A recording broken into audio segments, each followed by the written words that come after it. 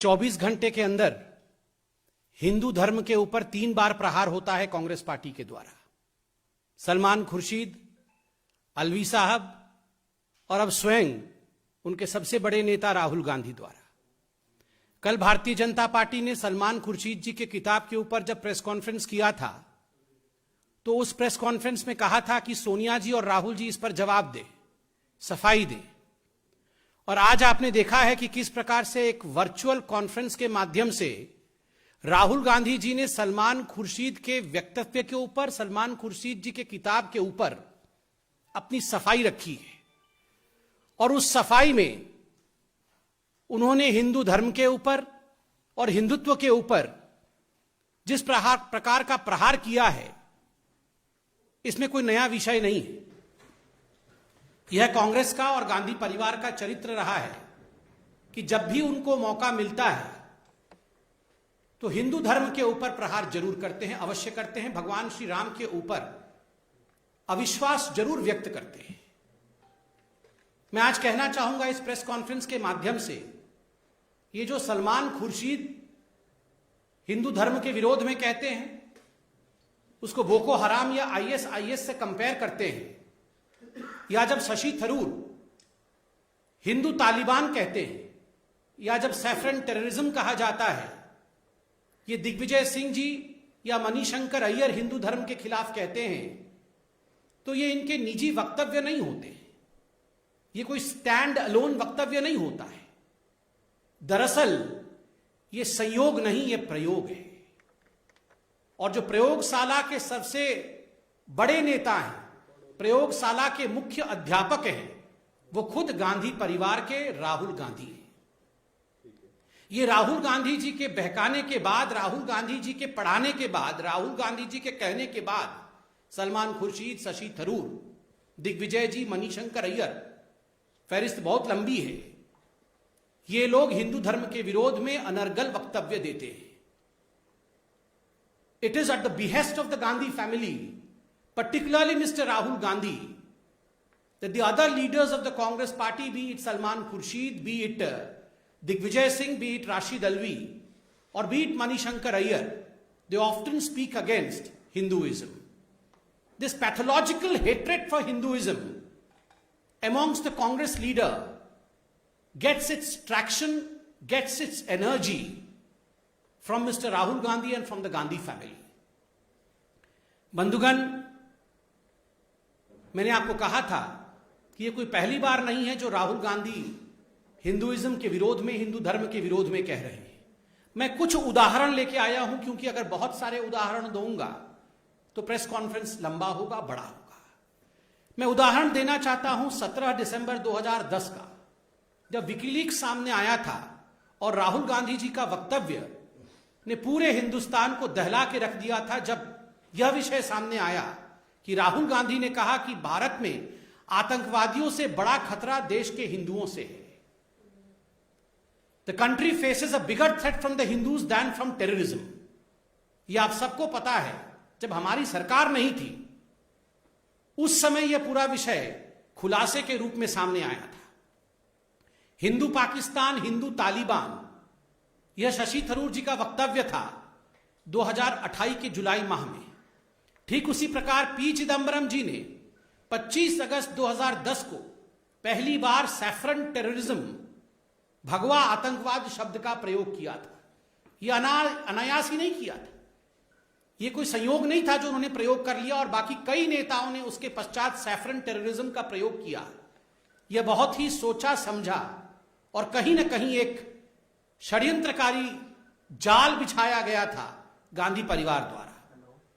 और हमें वो भी याद है जब हमने टीवी में डिबेट्स किए थे, क्योंकि इनकलाब नामक एक बहुत बड़े उर्दू अखबार ने राहुल गांधी जी का वक्तव्य छापा था, हां हम मुसलमानों की पार्टी है। ये सब बातें छुपी नहीं हुई हैं, ये जनता के सामने है। बंधुगण, मैं आपको यह भी याद दिलाना चाहूंगा, जब राहुल गांधी जर्मनी में जाते हैं और जर्मनी में उन्होंने किस प्रकार से भारत की मूल संस्कृति, भारत की सभ्यता के खिलाफ उन्होंने वक्तव्य दिया था। उन्होंने कहा था कि भारत में महिलाओं के खिलाफ जो अत्याचार होते हैं उसकी वजह भारतीय संस्कृति है। भारतीय संस्कृति के कारण महिलाओं के ऊपर अत्याचार होता है। आपको यह भी याद होगा कि एक ऐसा वक्त था जब राहुल गांधी जी ने कहा था, मंदिर जाने वाले लड़कियां छेड़ते हैं, और मैं लिख के लाया हूं, हिंदू धर्म में मंदिर जाने वाले लोग लफंगे होते हैं। राहुल गांधी इलेक्शन से ठीक पहले जाते हैं मंदिर, वो वोट मांगने चाहते हैं, वो वोट की राजनीति करने चाहते हैं, और यहां वो कह रहे थे मंदिर जाने वाले लफंगे होते हैं और लड़कियां छेड़ते हैं। दुख के साथ आपको यह भी याद होगा, यह वही पॉलिटिकल पार्टी है जो आज नफरत की बात कर रही है, विचारधारा की बात कर रही है। यह वही पॉलिटिकल पार्टी है 2019 के चुनाव से पहले भगवान श्री राम के मंदिर पर सुप्रीम कोर्ट में सुनवाई न हो, उसके लिए भरसर प्रयोग किया था, उसके लिए भरसर प्रयास किया था। उनके पार्टी की तरफ से यह भी कहा गया था, जो उनके पार्टी के दिग्गज नेता हैं उनके तरफ से भरे अदालत में यह कहा गया था कि मिलॉर्ड, ये जो सुनवाई भगवान श्री राम के मंदिर के लिए हो रही है, इस सुनवाई को टाल दिया जाए, 19 के चुनावों के पश्चात ये सुनवाई। भगवान राम के अस्तित्व को लेकर किस प्रकार से सोनिया गांधी जी के पार्टी ने एक एफिडेविट दिया था जिसमें भगवान राम को काल्पनिक बताया गया था, यह भी हमसे अछूता नहीं है, यह भी हम जानते हैं। आज बड़े दुख के साथ मुझे कहना पड़ रहा है कि आपने कहा कि आपने उपनिषद पढ़े, राहुल गांधी जी ने उपनिषद पढ़े। राहुल जी, इस प्रेस कॉन्फ्रेंस के बाद छंदोग्य उपनिषद ऐसा नाम तक उच्चारित करके दिखा दीजिएगा। उपनिषद पढ़ा है आपने?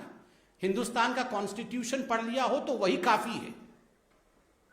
हिंदुस्तान के कॉन्स्टिट्यूशन में, संविधान में यह प्रयोजन ही नहीं है कि हम वैमनस्यता फैलाएं। आपने आज जिस प्रकार से हिंदू धर्म और हिंदुइज्म के खिलाफ बोला है, this is against the basic tenants of Indian constitution. आपने ना ही भारत का संविधान पढ़ा है, और उपनिषद तो बहुत दूर की बात है।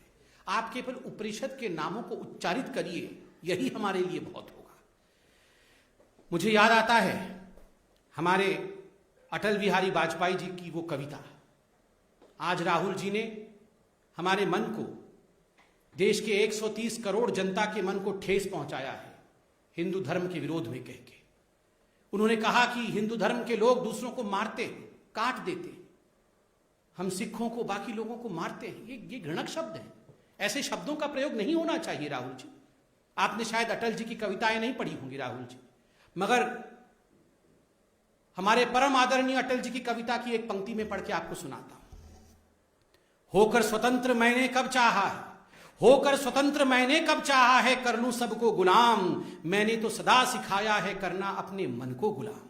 गोपाल राम के नामों पर कब मैंने अत्याचार किया, गोपाल राम की नामों पर कब मैंने अत्याचार किया, कब दुनिया को हिंदू करने घर घर में नरसंहार किया। कोई बतलाए काबुल में जाकर कितनी मस्जिदें तोड़ी, भूभाग नहीं शत शत मानव के हृदय को जीतने का निश्चय। हिंदू तनवन हिंदू जीवन, रग रग हिंदू मेरा परिचय, रग रग हिंदू मेरा परिचय। सबका साथ, सबका विकास, सबका विश्वास, सबका प्रयास, यही है हिंदुइज्म, यही है सनातन धर्म, यही है हिंदू धर्म। सबको अपने आहोस में ले लेना, सबसे गले लग जाना, सबको लेकर चलना, यही हमारा विराट धर्म है। इसको मारने वाला, बनने वाला, इस प्रकार के शब्दों से अलंकृत करना उचित नहीं है राहुल जी। और राहुल जी, आपने आज अपने भाषण में नफरत वर्सेस प्यार की विचारधारा के विषय में बात कहा कि हम तो नफरत करने वाले लोग हैं और आप प्यार करने वाले लोग हैं। राहुल जी, आपसे एक निवेदन है, अब आपकी वर्चुअल रैली समाप्त हो गई होगी, जरा दो टूक प्यार भरी बातें G23 वालों से कर ली। बहुत टमाटर से मारा आपने कपिल सिब्बल जी को, थोड़ा सा बुला करके प्यार से चाय पिला दी। अभी हमने टेलीविजन चैनलों के माध्यम से देखा है, सचिन पायलट और गहलोत जी के बीच में सब कुछ ठीक नहीं है। उन दोनों को बैठाकर भी जरा प्यार की भाषा का प्रयोग करवाएं।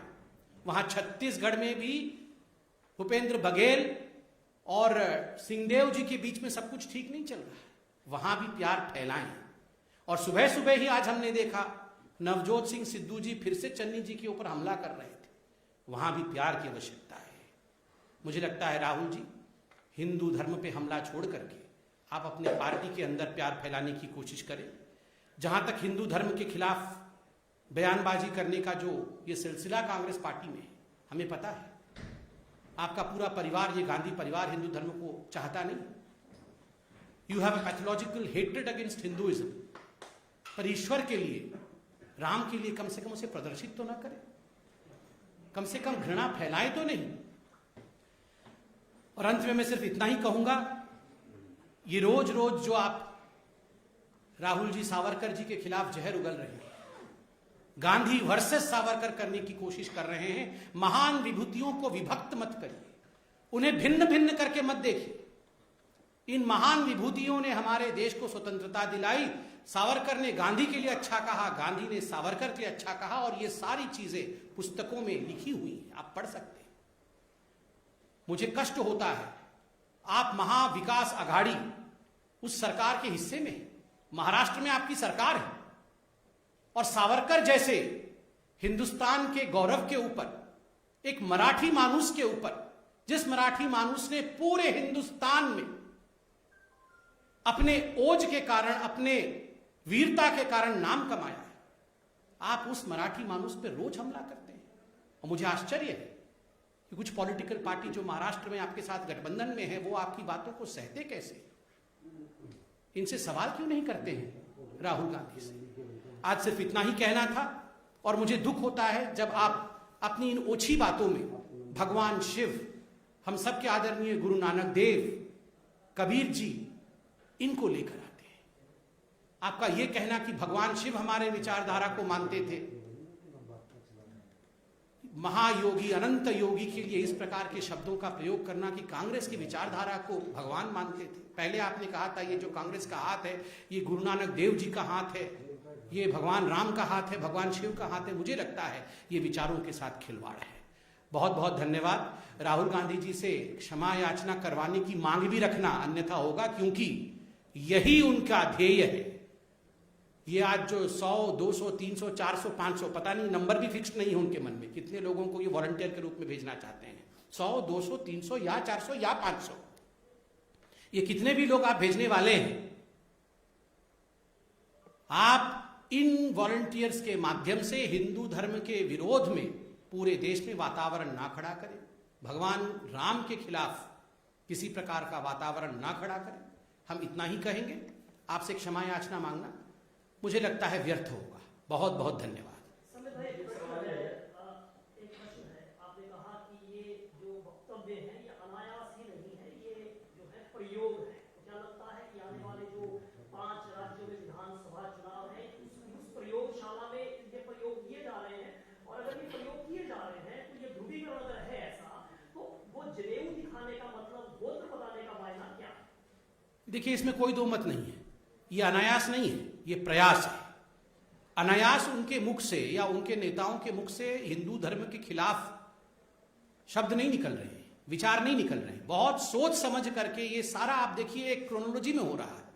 पहले सलमान खुर्शीद बोलते हैं, फिर राशिद अल्वी आके कहते हैं जो जय श्री राम बोलते हैं वो निशाचर होते हैं, वो राक्षस होते हैं। उसके बाद इन सबको जस्टिफाई करने के लिए खुद राहुल गांधी मैदान में उतरते हैं और वो कहते हैं कि हिंदुइज्म जो है वो लोगों को काटता है, वो मारता है। तो ये बहुत सोच समझकर तुष्टीकरण की राजनीति को आगे बढ़ाने की नीति है, और कोई आज से नहीं हो रहा है। ये विगत 70 वर्षों से, जब से कांग्रेस पार्टी जितने भी कालखंड में रही है, सत्ता में या सत्ता से बाहर, तब से कांग्रेस पार्टी इसी प्रकार की तुष्टीकरण की राजनीति करते आ रही है। सलमान खुर्शीद के बयान के बाद गुलाम नबी आजाद से डिस्कस किया था अपने आप को, उन्होंने क्लैरिफिकेशन भी दी that they don't stand with the statement of Salman Khurshid, and after that there was demand that now Rahul Gandhi as the top leadership of the Congress party should come, but then the statement of Rashid Alvi came, and then Rahul Gandhi in a way has supported what Salman Khurshid has said. He has said that people who are beating Hindus, Sikhs and Muslims, they are following Hindutva. So you think the Congress party first is not on the same page when it comes to the definition of Hindutva, and secondly, what is being said by Salman Khurshid is being endorsed by Rahul Gandhi completely? No, rather I would say, what you asked was whether Rahul Gandhi is endorsing what Salman Khurshid said. I would just put the corollary over here, that in fact Salman Khurshid has endorsed what Rahul Gandhi has been saying since long. Remember, it was Rahul Gandhi who went to a foreign destination, probably London, and there he said that in fact RSS and the Hindu ideology was similar to the Muslim Brotherhood. He had already made a similar kind of comment in a foreign destination, and I'm sure Mr. Salman Khurshid must have been inspired by the statement of Rahul Gandhi, or might be Rahul Gandhi might have asked Salman Khurshid to reflect the same in his upcoming book. To say that all these are lone wolves, absolutely wrong. It's a pack of wolves. समिति मेरा सवाल है कि जो आगे 5 राज्यों में विधानसभा चुनाव है उत्तर प्रदेश अत्यंत महत्वपूर्ण है। प्रियंका गांधी के प्रयास से लेकर बाबा विश्वनाथ तक का दर्शन कर चुके हैं। कहीं ये उत्तर प्रदेश विधानसभा चुनाव को देखते हुए कांग्रेस के नेता तो नहीं कर रहे हैं? देखिए, दर्शन और प्रदर्शन दोनों में पार्थक्यता होती है, दोनों में फर्क है। अगर ये हिंदू दर्शन को समझते तो हिंदुइज्म के खिलाफ इस प्रकार की गालियां नहीं निकालते। अगर हिंदू दर्शन को समझते तो कभी नहीं कहते कि हिंदू लोग दूसरों को काटते हैं, मारते हैं। ये प्रदर्शन की राजनीति करके वोट पाने की इच्छा करते हैं, और इसी से इनकी जो असली नियत है, तुष्टीकरण की नियत, उसके विषय में हिंदुस्तान जान पाता है। Ladies, Sir, what do you think is the reason behind these incessant attacks on Hinduism and Hindutva? Because time and again, first they really fire these salvos and then they issue a rebuttal.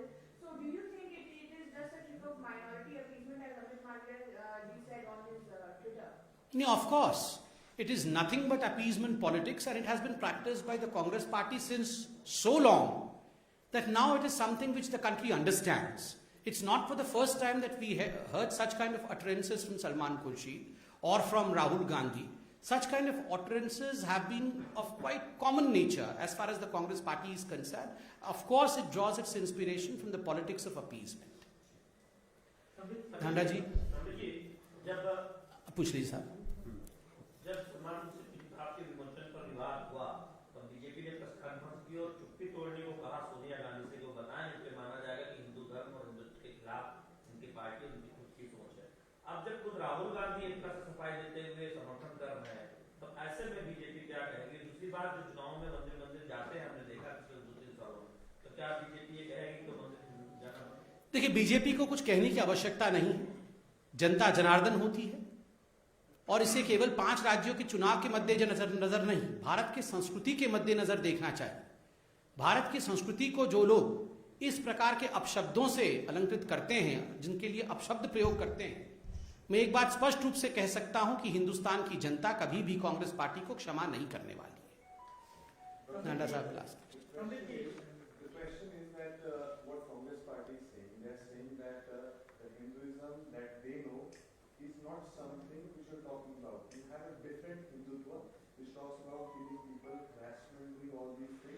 Hinduism is not something which our sages and the other followers have spoken to us. Now, can they talk on similar lines about any other religion? Of course not. They cannot talk about similar issues in any other religion. The question is, why do they speak ill against Hinduism all the time? Secondly, and most importantly, if they don't understand what Hinduism is, let them first understand what Hinduism is and thereafter comment all these. Thirdly, it is not for the first time that such comments have been made. Some of the worst comments have come in the yesteryears when they have used words like saffron terror. Saffron is a color which, of course, denotes Hinduism at large. It denotes sacrifice of Hinduism. So why use such kind of controversial statements time and again for a peace-loving religion? I would say every religion is peace-loving. So the Constitution of India does not allow such kind of statements for any religion. Salman Khurshid की पुस्तक पर मध्य प्रदेश सरकार के एक मंत्री ने रोक लगाने की बात कही है कि मध्य प्रदेश में हम इसको नहीं, इसके बात को आप भारत सरकार से भारतीय जनता पार्टी कहेगी कि इस पुस्तक पर जो है वो पूरे भारत में बैन होना चाहिए? अगर ऐसा कोई निर्णय होगा तो प्रेस कॉन्फ्रेंस के माध्यम से हम बताएंगे। धन्यवाद।